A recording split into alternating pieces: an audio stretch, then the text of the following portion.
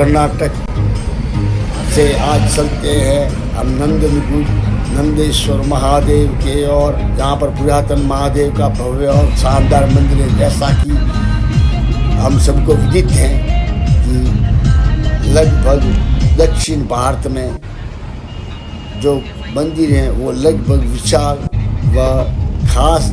इन मंदिरों की खासियत ये होती है कि इनके जो गेट होते हैं वो बहुत ही बड़े भव्य होते हैं और मंदिर लंबे चौड़े और गहराई में स्थित जिसमें कई गुंबद होते हैं उनके बीच में से होकर गुजरते हुए जब हम आगे जाते हैं तो मंडप मुख्य मंडप में विराजमान होते हैं। इसी प्रकार से आपको दिखाएंगे इस पुरातन मंदिर नंदनगुड में महादेव के दर्शन करवाएंगे और इसी के साथ में आपको कावेरी जल के भी दर्शन कराएंगे जो माँ कावेरी बहती है सतत धारा अविरल रूप से, जिसके आप दर्शन करेंगे। वैसे हम सबको ज्ञात है कि ये मंदिर लगभग ही सरकार के शिकंजे में है, भले ही सरकार कांग्रेस की हो या बीजेपी की तब भी इन मंदिरों को मुक्त नहीं किया गया, क्योंकि इससे पहले बीजेपी की सरकार थी और उसके पूर्वांत में भी एक छोड़ करके 2 बार तक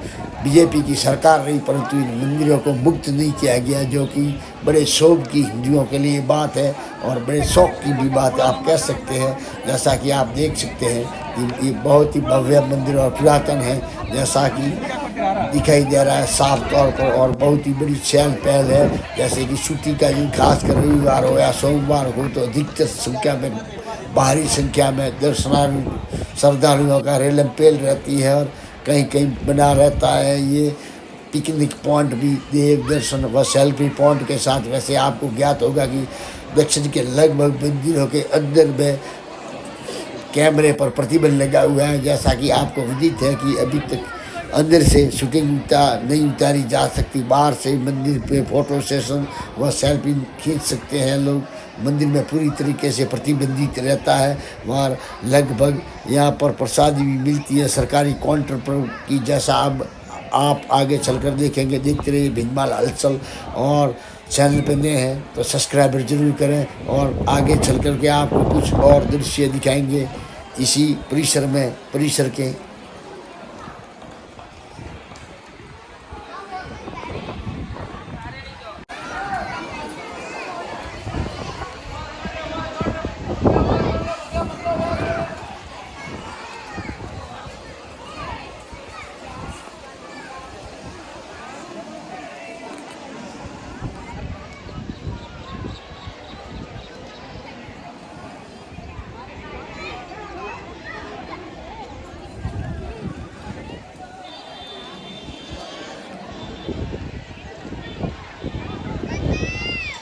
ध्यान रहे यह कोई ट्रस्ट के द्वारा संचालित मंदिर नहीं है, सरकार के द्वारा संचालित है। और जैसा कि मंदिर के ठीक ही सामने आपको दिखाई देगा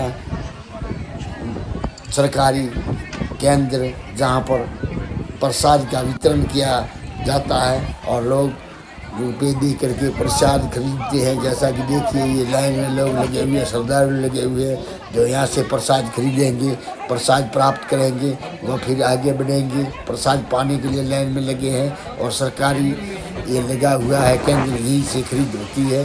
और देखिए ये परिसर मंदिर का, और आगे चल करके आपको दिखाएंगे भव्य शिव प्रतिमा बनी हुई, जो कि कुल मिलाकर ये समझा जाए तो अच्छा है कि ये सेल्फी पॉइंट के लिए बनाई गई है।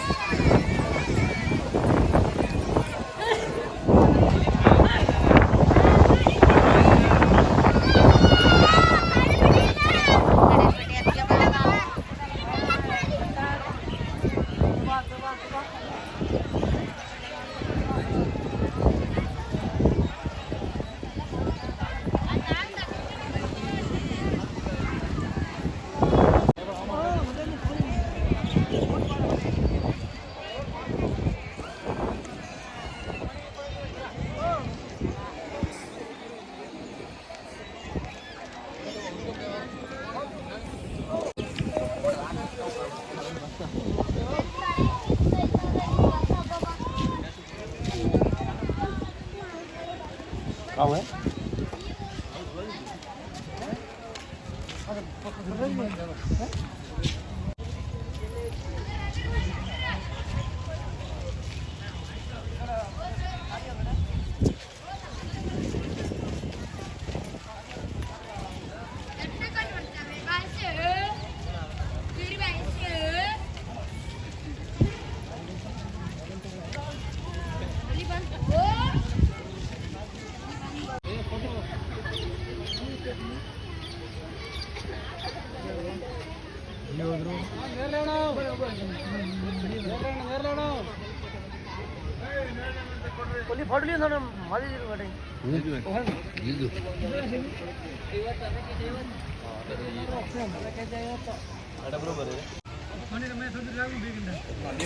टाइमिंग 10-15 मिनट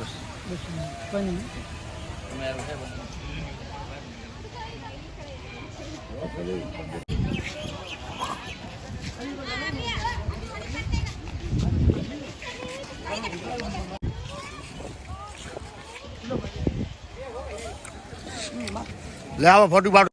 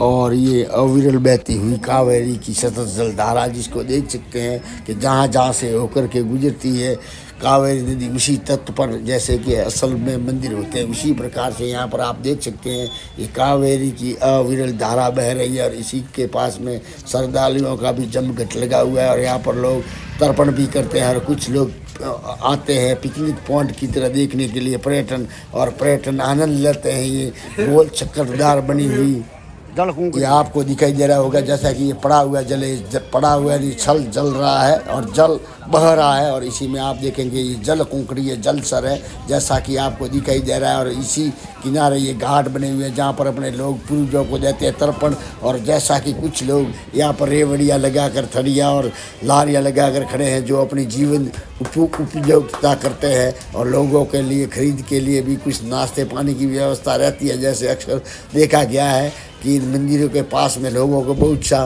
रोजगार भी प्राप्त होता है। सरकारें रोजगार देने में असक्षम है परंतु ये मंदिर ही ऐसे हैं जो पर्यटन स्थल बने हुए साथ में लोगों को रोजगार देते हैं। जैसे कि देखा आपने कि घोड़ा वाला खड़ा है तो अपने रोजगार के लिए देखो घोड़ा सजा रहा है। इसी प्रकार लोग अपना जीवन उपार्जन करते हैं न कि सरकारें नौकरी देती हैं। जैसा कि हम देख रहे हैं कि यहाँ पर काफ़ी लोगों को रोजगार मिल रहा है। इसी प्रकार लोग श्रद्धावंश यहाँ पर आकर के दर्शनार्थ आते हैं और जाते हैं और आनंद विभोर होते हैं। जैसा कि कुछ आते हैं घूमने फिरने के लिए, कुछ श्रद्धावंत आकर के महादेव के जैसे दर्शन करते हैं, अन्य देव दर्शन भी करते हैं। देखते रहिए भितवाल हलचल आगे से आगे शेयर करना न भूलें और चैनल पर नए हैं तो सब्सक्राइब जरूर करें। हर हर महादेव।